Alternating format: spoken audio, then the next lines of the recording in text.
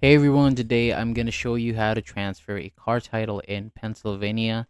This is a big deal because this is what makes the sale official and it helps protect both the buyer and the seller if anything comes up later.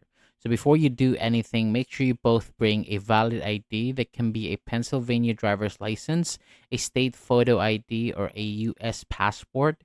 Next, you will need the vehicle's current title since the main paper used to move ownership over. The buyer should also have proof of insurance ready.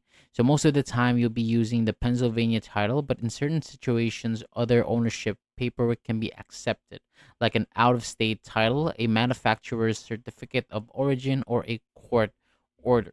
Now, for the most important part, the buyer and seller have to sign the title in front of a notary. Pennsylvania requires this, so don't skip it.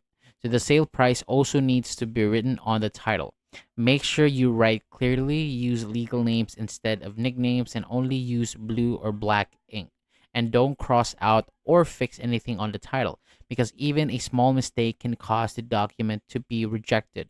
And then after signing, the seller must write the odometer reading on the title, then take the license plate off the vehicle since plates stay with the owner in Pennsylvania. So once that's done, the buyer takes the signed paperwork to a PennDOT location to finish the registration and pay the required taxes and fees. So just take your time with the title and keep everything clean and accurate so the process goes smoothly. So that's it for today. Thank you so much for watching. For more videos like this, hit the subscribe button below and I'll see you on the next video.